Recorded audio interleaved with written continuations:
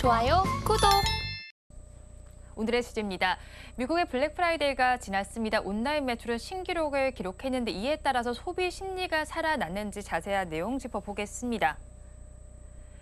미국 최대 쇼핑 행사죠. 블랙 프라이데이 기대감 속에서 우리나라에서도 관련주들이 조금 반응을 보였습니다. 일단 많은 소비자들이 구매에 나섰는데 사실 구매액 자체는 그다지 크지 않았기 때문에 이 블랙 프라이데이를 향한 시선도 엇갈리고 있습니다. 이번 블랙 프라이데이에 대해서 어떻게 좀 평가하실까요? 사실 그 블랙 프라이데이라는 게 그 시즌을 얘기하기도 하고 금요일을 얘기하기도 하잖아요. 네. 그러니까 추수감사절 네 번째 목요일이죠, 11월. 그 다음 날이 이제 프라이데이인데 네. 여기에 왜 블랙자가 붙었는지가 좀 사람들이 의아해하는 경우들이 있더라고요. 네. 왜냐하면 소비자들이 너무 많이 몰려들어서 점원들이 너무 힘들대요. 그래서 사실 이게 네. 블랙자가 붙었다라는 설이 굉장히 가장 네. 유력하고요. 이때부터 그러니까 추수감사절부터 그 다음 주 월요일까지 그걸 갖다 사이버 먼데이라고 보통 얘기하거든요. 그러니까 5일간의 어떤 쇼핑이 사실은 연말 쇼핑, 그러니까 크리스마스 시즌부터 시작을 해서 새해까지 이어지는 그 연말 시즌의 어떤 소매 판매, 네. 그걸 갖다가 가늠할 수 있기 때문에 사실 미국에서는 굉장히 중요하게 생각하고 있는 거고요. 연말 쇼핑 시즌의 데이터는 일단은 현재까지는 굉장히 좋게 나온 것 같아요. 가령 뭐 그 연휴 5일간 네. 총 한 380억 달러 정도가 그 쇼핑을 했다라고 얘기하거든요. 이게 전년 기준으로 보게 되면 이게 한 7.8% 정도 성장을 한 겁니다. 그러니까 생각보다 굉장히 많이 어떻게 보게 되면 네. 성장을 했다라고 얘기할 수가 있는 거죠. 그 전미 그 소매협회에서 발표한 바에 따르면은 이번 그 쇼핑 시즌에, 그러니까 5일 동안에 그 오프라인 매장을 찾은 인원이 한 2억 명 정도 된다라고 얘기해요. 이게 이제 전망 같은 경우 한 1억 8천 한 200만 명 정도를 봤는데 네. 그보다 훨씬 늘어난 수치라고 얘기할 수가 있는 거죠.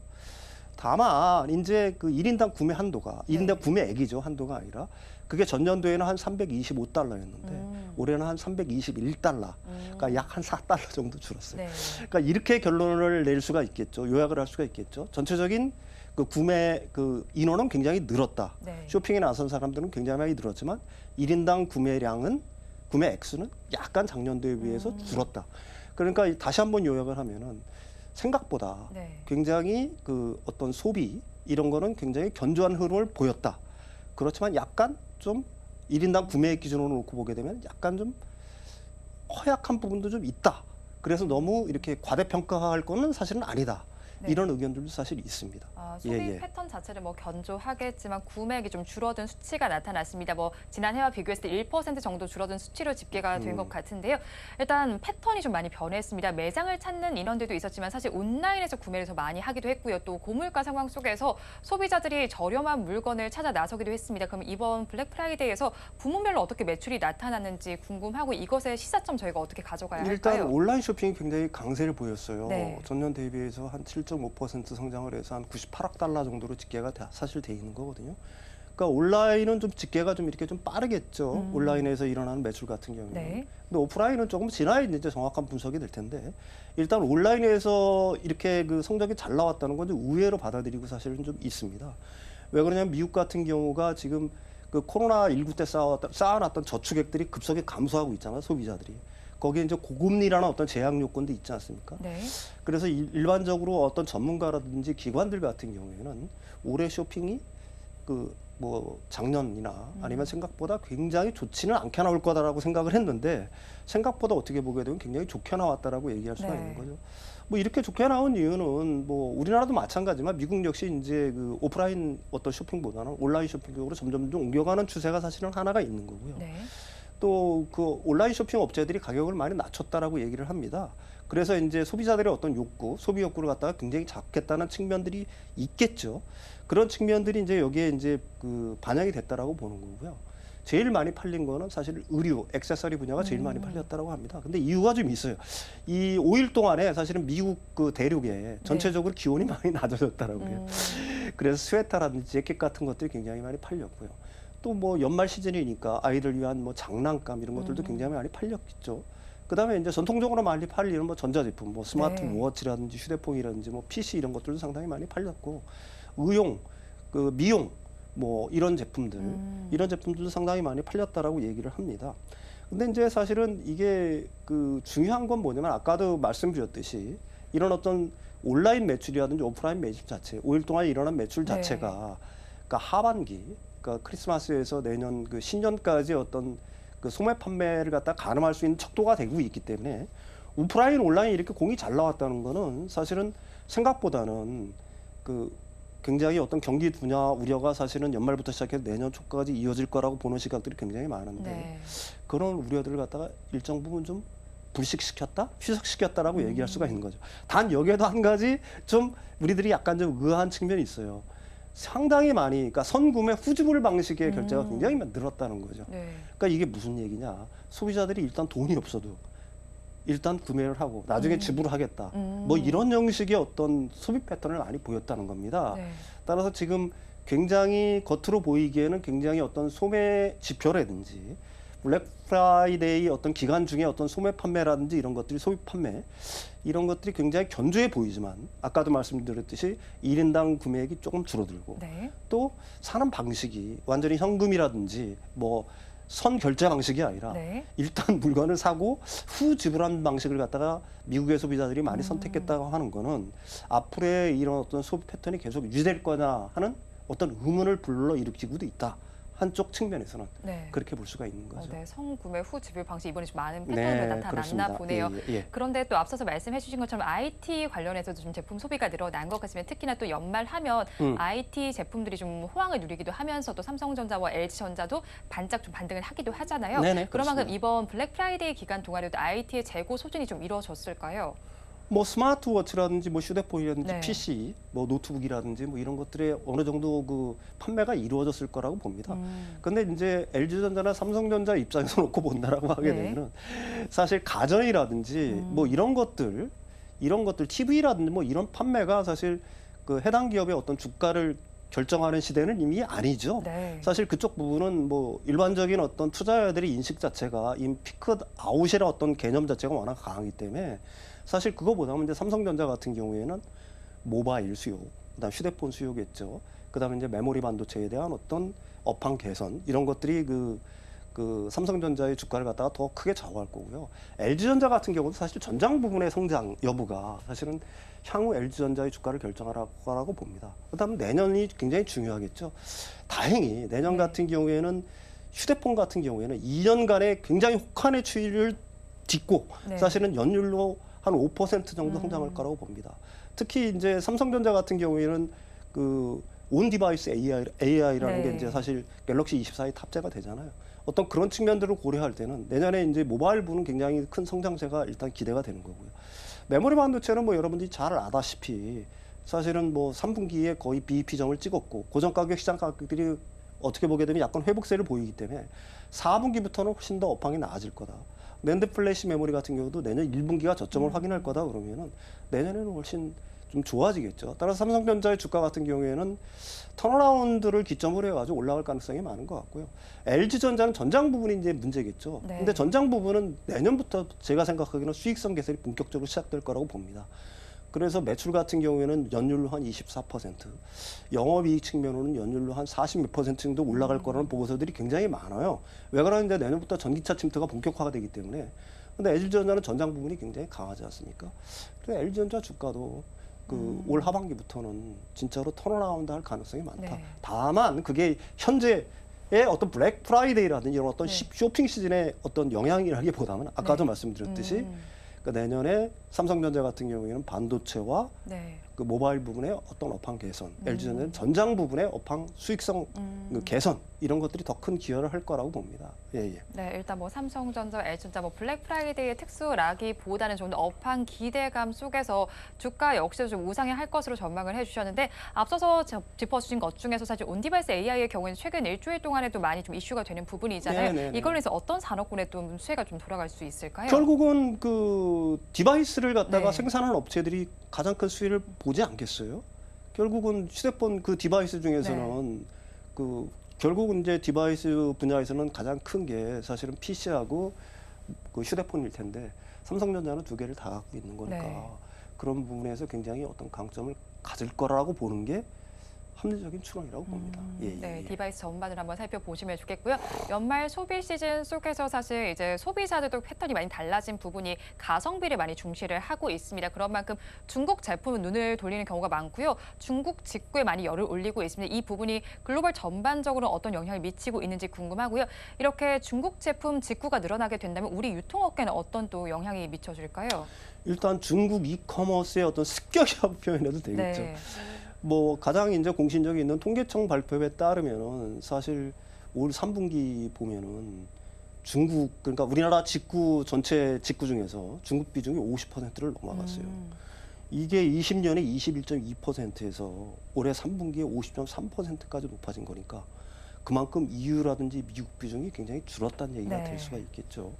실제로 그 알리익스프레스 같은 경우에는 사실은 CJ를 통해서 배송을 하지 않습니까?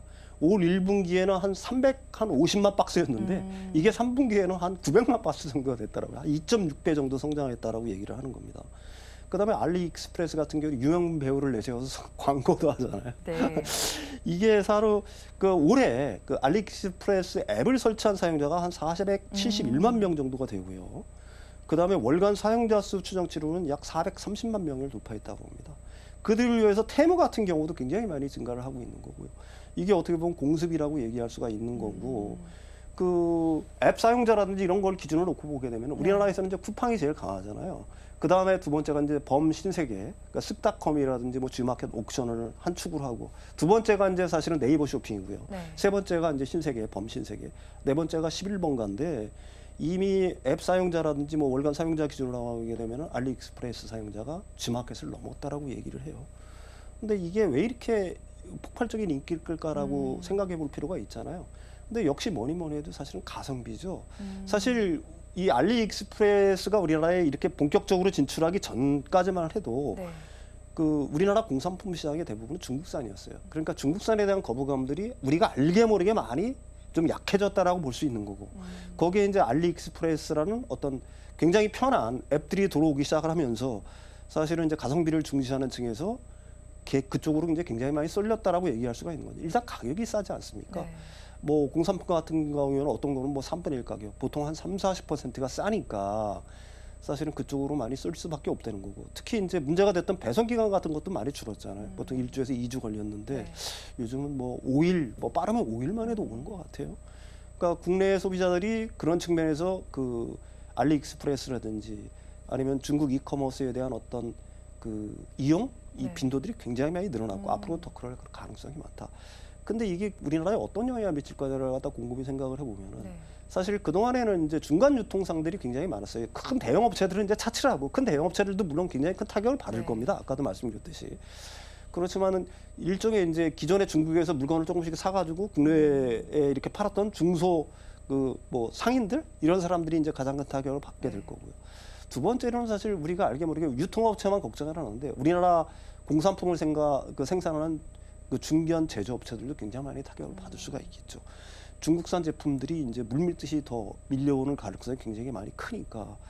그래 전체적으로 사실은 우리나라 산업, 그러니까 유통업을 비롯해서 아니면은 영세 상인들, 네. 그 다음에 그 중간 규모의 어떤 제조업 업체들까지도 우리가 생각하지 못한 어떤 타격을 받을 수가 있다. 그래서 이거에 대한 어떤 재택들이 좀 있어야 되는 거 아닌가. 뭐 이런 생각도 합니다. 그럼 어떤 대책들이 좀 중요할까요, 평론가님? 사실 이렇게 손을 놓고 있을 수만은 없잖아요. 우리나라들도 네. 이제 뭐 어떻게 보게 되면은 사실은 중국에 대한 어떤 이커머스들이 네. 그동안에 이제 그 뭐 하기는 했지만은 사실 적극적으로 공략은 하지 않았잖아요. 그러니까 우리나라 그 제조 공산품 중에서 그나마 중국에서 좀 경쟁력이 있는 네. 제품들 위주로 해서 사실은 우리나라도 역으로 우리나라 이커머스 업체들도 사실은 중국을 적극적으로 공략하는 어떤 대책들이 필요할 거라고 보는 거고요. 또 하나는 사실은 이게 중국 가품에 대한 엄격한 어떤 관세상에서 그러니까 네. 세관에서의 어떤 적발 이런 것들도 제가 생각하기에는 좀 중요하다고 봐요. 이게 일종의 비관세 장벽이라고 얘기할 수가 있는 건데 뭐 한순간에도 일단 FTA가 일단 되고 있는 거니까요. 그렇다고 해서 이런 어떤 가품들이 물밑이 들어오는 거에 대해서 이렇게 정부 당국이 과연 속수무책으로 이게 네. 손만 놓고 있어서 되는 거 아니냐 뭐 이런 생각도 하거든요. 사실 지금 알리익스프레스를 갖다가 이용하는 소비자들 중에서 일부러 네. 가품을 살려고 사실 거기를 접근을 해서 사는 사람들 제가 보기에는 굉장히 많은 줄 네. 알고 있거든요. 또 사실 가품이 뭐 문제가 되고 있기는 한데 그걸 갖다가 우리나라 정부들이 과연 적극적으로 막는 노력들을 하고 있는 건지 이런 부분에 대해서는 좀 우리가 좀 고민을 해봐야 되지 않나 이런 생각을 합니다. 네, 고민이 필요한 시점입니다. 그래도 이제 시장에서는 이르면 5월이나 6월쯤에 금리 인하에 나설 것이라는 기대감이 나오고 있습니다. 아무래도 크리스토퍼 월러 이사의 경우는 좀 비둘기파적인 발언을 하면서 이런 기대감이 더해진 것 같아요. 거기에 지금 블랙 프라이데이의 소비 지출과 관련해서도 데이터들이 좀 나와 있는 상황에서 12월 FOMC에서는 어떤 결과들이 좀 도출이 될까요? 일단은 이렇게 생각을 하죠. 10월 이제 CPI 같은 경우에 3.2%로 많이 낮아졌고요. 고용 지표도 뭐 한 15명 정도로 굉장히 낮아졌죠. 네. 디스인플레이션 어떤 이런 분위기 자체가 굉장히 만연해 있다, 확산되고 있다라고 네. 얘기할 수가 있는 건데 다만 이런 거죠. 연준이 긴축을 갖다가 중단하는 것 갖다가 공언할 수는 없는 거, 쉽게 공언할 수는 없는 이유는 뭐냐면 공언을 하게 되면 시장 금리 내려가면서 주가 올라갈 거고요.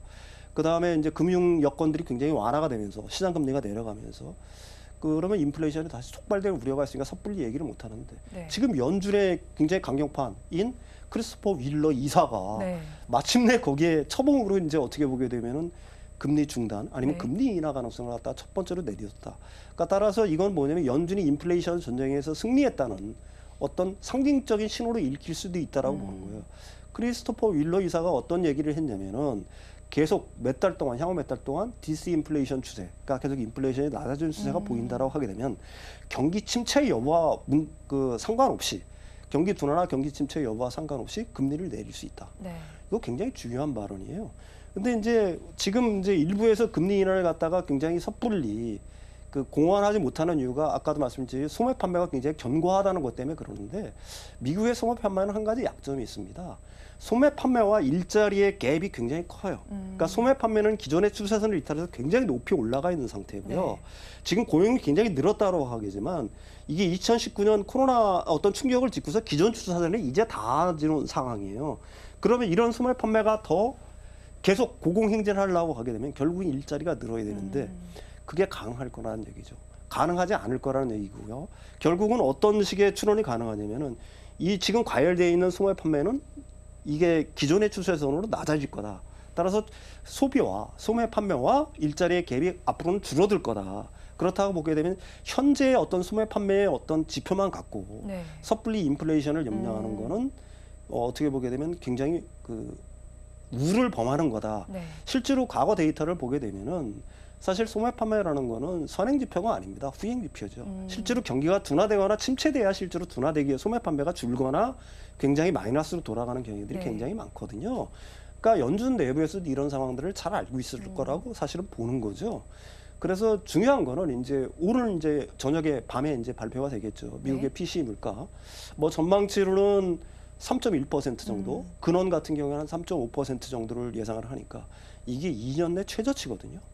그렇다라고 한다면은 연준이 긴축을 갖다가 더 이상 고집할 네. 아니면 지금보다 더 높일 가능성은 전혀 없다라고 보는 거고요. 이제 관건은 사실은 내년 언제쯤 네. 가령 뭐 내년 3월이 될지 5월이 될지 금리 인하 시점이 언제냐 여기에 이제 달려 있을 거라고 봅니다. 그렇다라고 한다면은 가장 중요한 거는 이제 현재의 소매 판매 데이터가 아니라 네. 이 소매 판매 데이터가 지금 기존의 추세선을 갖다가 굉장히 이격을 해서 굉장히 풀쩍 뛰어 있는데 이게 언제 주저앉을 거다라는 걸 갖다가 연준 인사들이 굉장히 깊은 고민을 통해서 우리가 생각하는 것보다는 생각보다 빨리 금리 인하를 갖다가 시작할 수도 있다. 뭐 저는 개인적으로 그렇게 생각을 합니다.